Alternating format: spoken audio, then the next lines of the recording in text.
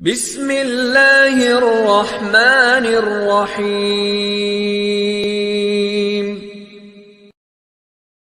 جھاڑوں کی طرح صفائیاں دیتے ہوئے زندگی گزارنے سے کہیں بہتر ہے کہ جھاڑوں کی بجائے خود بیلچہ بنو اور اٹھا کر پھینک دو ایسے لوگوں کو جو تمہارا جینا حرام کر رہے ہیں۔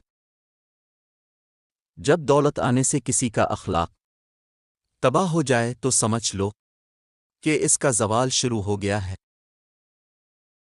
دنیا میں سب سے آسان کام کسی کو نصیحت کرنا ہے اور سب سے مشکل کام اس نصیحت پر عمل کرنا ہے۔ کسی سے مذاق ضرور کیجیے، مگر اتنا دھیان رکھیے کہ آپ کو مذاق کرنے اور مذاق اڑانے کا فرق لازمی پتہ ہونا چاہیے۔ معاشرے کے بدترین لوگ وہ ہوتے ہیں جو کمزور کی غلطی پر تو بہت شور مچاتے ہیں، لیکن طاقتور کی غلطی پر مجرمانہ خاموشی اختیار کرتے ہیں۔ آپ کے اخلاق کی قدر بھی لوگ صرف اس وقت ہی کرتے ہیں جب آپ کے پاس دولت اور طاقت ہوتی ہے، اور غریب چاہے کتنا ہی خوش اخلاق کیوں نہ ہو، لوگ اس کے اخلاق کو اس کی مجبوری ہی سمجھتے ہیں۔ دولت اور عہدے امیر آدمی کو عارضی طور پر بڑا کرتے ہیں، لیکن انسانیت اور اچھا اخلاق انسان کو ہمیشہ بلند درجے پر ہی رکھتا ہے۔ اپنی زندگی میں ہر کسی کو اہمیت دیا کرو۔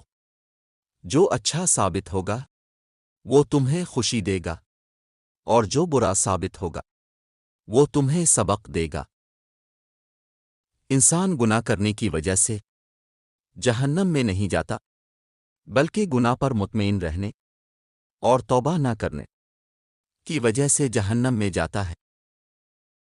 زندگی میں ہر شخص کو محنت کرنی پڑتی ہے، لیکن جو لوگ جوانی میں بھرپور محنت کرتے ہیں انہیں بڑھاپے میں خوار نہیں ہونا پڑتا۔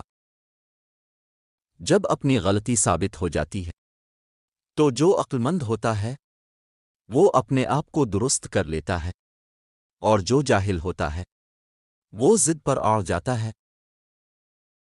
حیرت ہے اس پر جو تقدیر کو برحق جانتا ہے لیکن پھر بھی جانے والی چیز کا غم کرتا ہے۔